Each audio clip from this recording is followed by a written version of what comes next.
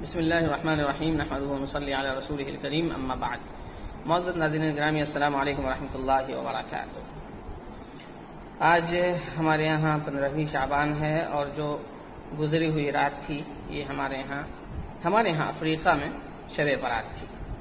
البتہ جو ہمارا ملک ہے ہندوستان، ہمارے ہندوستان میں اور ہندوستان کے قرب و جوار کے جو ممالک ہیں وہاں اور جو علاقے ہیں وہاں آج 14ویں شعبان ہے اور آج آنے والی جو رات ہے یہ 15ویں شعبان کی رات ہوگی اور شب برات ہوگی، جہنم سے خلاصی کی رات اور مغفرت کی رات. تو اس مناسبت سے دل میں یہ داعیہ پیدا ہوا کہ آپ کے سامنے ہو کر کے کچھ باتیں کر لی جائیں. دیکھیے، سنن ابن ماجہ کی روایت ہے، حضرت ابو موسیٰ اشعری رضی اللہ تعالی عنہ روایت کرتے ہیں کہ اللہ کے رسول صلی اللہ علیہ وسلم نے فرمایا: ان اللہ لا يطلع فی لیلۃ النصف من شعبان فیغفر لجمیع خلقہ الا لمشرک او مشاحن. کہ اللہ کے رسول صلی اللہ علیہ وسلم اس رات میں آسمان دنیا پہ تشریف لاتے ہیں اور سارے مخلوق کی مغفرت فرما دیتے ہیں سوائے دو قسم کے لوگوں کو. پہلی قسم میں وہ لوگ ہیں جنہوں نے اللہ کے ساتھ شرک کی، مشرکین، ان کی مغفرت نہیں ہوتی. دوسرے قسم میں وہ لوگ ہیں جن کے دل میں حسد ہے، کینہ ہے، بغض ہے، عداوت ہے، نفرت ہے اپنے مسلمان بھائیوں کے لیے بھی، اور جو انسانی بھائی ہیں، جو غیر مسلم بھائی ہیں، ان کے لیے بھی دل میں کسی قسم کا کینہ، کپٹ اور کدورت اور حسد اور چلن یہ سب بہرحال نہیں رکھنے کا ہے. ایسے لوگوں کی مغفرت نہیں ہوتی. اس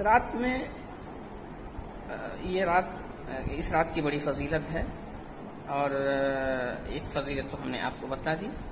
حضرت امام شافعی رحمہ اللہ فرماتے ہیں کہ 5 راتیں ایسی ہیں جن میں دعائیں قبول ہوتی ہیں. ان 5 راتوں میں ایک یہ لیلۃ النصف من شعبان ہے جسے ہم شب برات کہتے ہیں. یہ رات، اس رات میں دعائیں قبول ہوتی ہیں. اور بھی بے شمار فضیلتیں ہیں اس رات کی اور بے شمار احادیث ہیں جو اس بات کو ثابت کرتی ہیں. بہت سی ضعیف احادیث بھی ہیں جنہیں فضائل اعمال میں بے شک قبول کیا جاتا ہے اور بہت سی حسن درجے کی روایتیں بھی ہیں. بہرحال احادیث سے اس رات کی فضیلت ثابت ہے. اس رات کی فضیلت ثابت ہے. یہ عبادت کی رات ہے، عبادت کی رات. اب 2 چیزیں اس رات کے سلسلے میں مشہور ہیں. ایک چیز تو یہ ہے کہ عبادت کی رات ہے اور اس میں ظاہر ہے نوافل کا اہتمام ہے، قرآن کریم کی تلاوت ہے، یہ ساری چیزیں ہیں. دوسری طرف جو رائج ہے، جو چیز جو مشہور ہے اور بہت سارے لوگوں کا جس پہ عمل ہے، وہ ہے اس رات میں قسم قسم کے پکوان پکانا. حلوے تیار کیے جاتے ہیں، مٹھائیوں کا اہتمام کیا جاتا ہے. کیوں یہاں یہ پوائنٹ ہے. لوگ کہتے ہیں، جو بدعقیدہ لوگ ہیں، فاسد اور غلط خیالات کے لوگ کہتے ہیں کہ جو ہمارے پورکھے ہیں، پرکھ جو مر چکے ہیں، جو لوگ ہمارے نانا، نانی، دادا، دادی، والد، والدہ یا اور جو رشتہ دار، تو وہ لوگ آتے ہیں حلوہ کھانے کے لیے. حلوہ کھانے کے لیے آتے ہیں.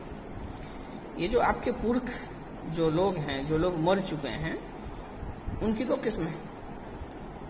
کچھ لوگ تو وہ ہیں، اللہ کرے سب ایسے ہوں، کہ وہ لوگ جنت میں ہوں گے، اور دوسرے وہ لوگ ہیں جو جنت کے علاوہ جو دوسری چیز بنائی گئی ہے وہاں ہوں گے.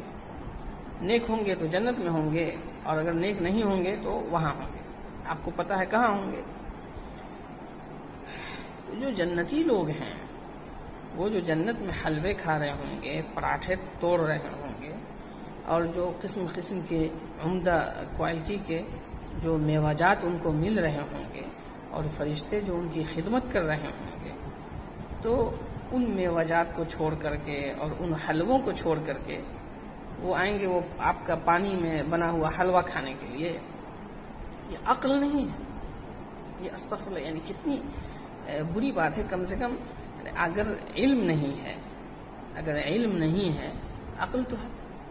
علم کا استعمال نہیں ہو پا رہا ہے جہالت کی وجہ سے، تو عقل کا استعمال کیجیے. جنتی شخص آپ کے دنیاوی حلوہ کھانے کے لیے کیوں چلا آئے گا؟ ٹھیک ہے. یہ تو جنتیوں کے لیے ہوا، آپ کے جو پرکھے ہیں وہ جو جنت میں ہیں ان کے لیے۔ اچھا، جو دوسری قسم ہے جو جنت کے علاوہ کہیں اور ہے، تو وہ اگر آنا چاہیں ان کو تو آنے کی اجازت ہی نہیں ہے، وہ آئیں گے کیسے؟ تو اس لیے نہ جنت والے آئیں گے اور نہ جنت کے علاوہ جو دوسری جگہ ہیں وہ لوگ آئیں گے، کوئی آنے والا نہیں ہے۔ اس لیے حلوہ اگر پکانا ہو تو پکا کر کے خود ہی کھا لیجئے اور تھوڑی تلاوت وغیرہ کر لیجئے، نوافل کا اہتمام کر لیجئے اور بس بات ختم، ٹھیک ہے۔ باقی جو مردے حضرات ہیں جو گزر چکے ہیں ان کو ہماری ضرورت ہے، ہم ان کے لیے دعائے مغفرت کریں گے، ان کے لیے ایصال ثواب کروائیں گے، ہم خود قرآن کریم کی تلاوت کریں گے اور دوسروں سے تلاوت کروائیں گے اور پھر ان کے لیے بخشش کی دعا کریں گے۔ تو یہ اصل طریقہ ہے، یہ نہیں کہ حلوہ بنا کر کے رکھا اور فاتحہ خوانی ہوئی اور بس مردے آئے اور اپنا اپنا حصہ اٹھا کر کے پلیٹ اور تشتری اٹھا کر کے لے گئے۔ یہ سب کچھ نہیں ہوتا ہے، یہ سب غلط بات ہے۔ یہ تو ایک چیز ہوئی۔ آئیے ہم پہلی چیز کی طرف لوٹتے ہیں کہ یہ رات عبادت کی رات ہے، نوافل کے اہتمام کی رات ہے، قرآن کریم کی تلاوت کا اہتمام کرنا اور دعاؤں کا اہتمام کرنا۔ لیکن یہاں جو مین پوائنٹ ہے اور جس بات کی طرف ہم اصل توجہ دلانا چاہتے ہیں، لوگ عبادت کی رات کا غلط استعمال کرتے ہیں۔ اس کو لوگوں نے جگنے کی رات بنا لیا ہے۔ یہ رات تھی عبادت کے لیے، لوگ جگنے کی رات بنا لیے۔ اب اس رات میں جگتے ہیں، ٹھیک ہے، جگتے ہیں یعنی عبادت نہیں کرتے ہیں۔ اگر آپ جگتے ہیں اس لیے کہ آپ عبادت کریں گے، نوافل کا اہتمام کریں گے، قرآن کریم کی تلاوت کریں گے اور دعاؤں کا اہتمام کریں گے تو بڑی اچھی بات ہے، بڑی اچھی بات ہے۔ آپ پوری رات عبادت کر لیجئے، پوری رات عبادت کرنے کا آپ کو ثواب ملے گا۔ لیکن اگر آپ اس لیے جگتے ہیں کہ چائے پئیں گے، کافی پئیں گے اور جگ کر کے موبائل پہ چیٹنگ کریں گے تو یہ تو غلط ہے، یہ تو غلط ہے۔ اس سے بہتر ہے آپ کا سو جانا، اس لیے کہ مسلمان کا سونا بھی عبادت ہے۔ ان امر المؤمن كله له خیر ان اصابته سراء صبر شکر فكان خيرا له وان اصابته ضراء صبر فكان خيرا له، کہ مومن کا تو ہر لمحہ عبادت ہے، بس ضرورت اس بات کی ہے کہ نیت درست کر لیں۔ اگر آپ کی نیت اچھی ہے آپ کا کھانا بھی عبادت ہے، آپ کی نیت اچھی ہے تو آپ کا سونا بھی عبادت ہے، آپ کی نیت اچھی ہے تو بازار جانا بھی عبادت ہے، آپ کی نیت اچھی ہے تو بیوی سے ملنا بھی عبادت ہے، آپ کی نیت اچھی ہے شوہر سے ملنا بھی عبادت ہے، آپ کی نیت اچھی ہے تو ایک مسلمان بھائی کو دیکھ کر کے مسکرا دینا یہ بھی عبادت ہے۔ تو یہ سب کچھ منحصر ہے نیت کے اوپر۔ آپ جگتے ہیں اس رات میں، نیت اچھی کر لیجئے، تھوڑی ہی صحیح تلاوت کر لیجئے، نماز کا اہتمام کر لیجئے، اپنے لیے اور امت مسلمہ کے لیے دعا کر لیجئے اور بس بات ختم، سو جائیے آپ۔ تو عام طور پہ پچھلے سالوں میں بھی ہم نے جو ویڈیو بنایا یا اور جو لوگوں سے ملاقاتیں ہوتی ہیں، جو لوگ کچھ پوچھتے ہیں ان کو ہم یہی کہتے ہیں کہ ایک طریقہ آپ بنائیے، جب آپ کھانا کھا رہے ہوتے ہیں رات میں عشاء کی نماز کے بعد، نماز سے فارغ ہو کر کے آپ سب لوگ بیٹھ کر کے اپنے بال بچوں کے ساتھ، ماں باپ کے ساتھ، بھائیوں کے ساتھ، اپنے گھر میں اپنی فیملی کے ساتھ کھانا کھاتے ہیں۔ کھانا کھا کر کے آپ فارغ ہوئے، 2 رکعت نماز ٹہلیے، تھوڑا سا 2 رکعت نماز پڑھیے، وضو کر کے 2 رکعت 4 رکعت جتنا ہو سکے آپ پڑھیے، تھوڑی سی تلاوت کیجیے، دعا کیجیے اور آپ سو جائیے۔ پھر اگلا جو دن ہو رہا ہے آپ کا آنے والا دن، اس میں آپ کو روزہ رکھنا ہے۔ روزہ رکھنے کے لیے آپ کو سحری میں اٹھنا ہے، تو آپ سحری سے کچھ اور پہلے اٹھ جائیں، وضو کریں، نماز پڑھیں، اللہ سے گر گرا کر کے دعا کریں، اپنے لیے دعا کریں، اپنے ماں باپ کے لیے دعا کریں، بیوی بچوں کے لیے دعا کریں، رشتہ داروں کے لیے دعا کریں، خیر و برکت کی دعا کریں۔ یہ دعا کریں کہ اللہ تعالی حلال، طیب اور پاک رزق عطا فرمائے، کشادہ رزق عطا ہو۔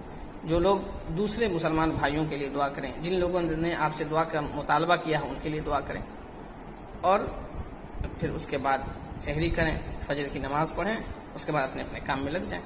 جن کو سونا ہے وہ سو جائیں، جن کو کام پہ جانا ہے وہ کام پہ چلے جائیں۔ تو یہ جب آپ کی رات کا آغاز عبادت سے ہوگا اور اس کی انتہا بھی عبادت پہ ہو رہی ہوگی تو گویا کہ آپ کی پوری رات عبادت میں گزری۔ یہ سمپل ایک طریقہ ہے۔ لیکن مسجد کو ظاہر مرد حضرات مسجد جاتے ہیں، جو عورتیں ہیں وہ گھر میں عبادت کرتی ہیں، تو عورتوں کا تو کوئی مسئلہ ہی نہیں ہے۔ الحمدللہ ان کی عبادت پوری یعنی پکی عبادت ہوتی ہے، پختہ عبادت ہوتی ہے، اور اس میں یہ سب جھمیلا نہیں ہوتا ہے، وقت کا ضیاع نہیں ہوتا ہے۔ عورتیں عبادت میں ماشاءاللہ مردوں سے بڑی آگے ہیں۔ لیکن یہ جو مرد حضرات ہیں، یہ جو لوگ مسجد جاتے ہیں، مسجد کو آج کل لوگوں نے پکنک پوائنٹ بنا دیا ہے.